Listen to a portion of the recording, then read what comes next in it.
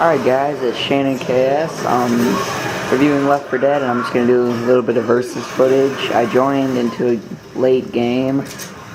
That means, in case you just don't know, I joined into a game that was already going on. And I'm just going to be reviewing it while showing you multiplayer footage. Most of the time I won't do this, considering it's not part of the game, but this is the actual campaign. And first I'll be telling you about the graphics. The graphics are pretty good. I mean, you see limbs blown off, the zombies. I mean, you'll see all kinds of good stuff. Like, I mean, you see blood on walls. I mean, oh, that thing that just stood up is a witch. Witches are bad. For me.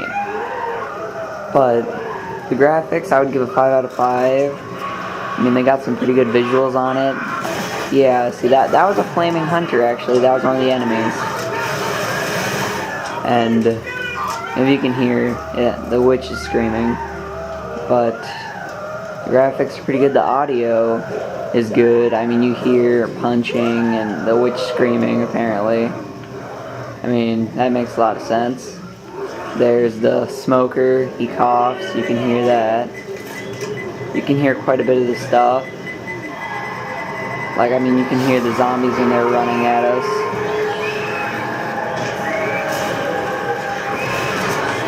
That is the witch that just attacked me. She's one of the enemies. Talk more about them later. And the audio, I mean, it's really good. I'm giving it a 5 out of 5.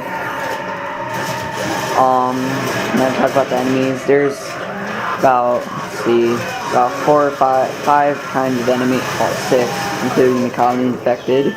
The common are like regular ones without special powers. They just run at you and hit you. The hunters, they can jump really far and they have a mustache. Yes, if you look close enough at their face, they do have a mustache. I'm being healed also. That's one of the cool things. Co-op. And they can actually heal you and give you pills like I just got also. And that is the hunter. That right there is the hunter. It can jump far. Oh, Smoker's pulling me right now. It insta-killed me, actually. So, I guess you'll just be watching other people play, not me. How ironic. But the big fat people, they are boomers. They vomit on you and stuff. Witches are the very skinny girls that cry. I personally think it sounds like they're singing until you get up close. The tanks, they're like a bodybuilder on like super space steroids that make you grow 20 times your size. They're gigantic, and when they punch you, you fly away pretty much. The smokers, they have aurora cloud around them. I'm probably going to get kicked. I don't know why. But that was a boomer you just saw on fire. I got kicked.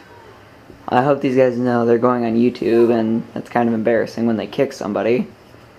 But, yeah, the smoker, he shoots out his tongue and grabs you. There's also the pick up and play. That's very important in video games.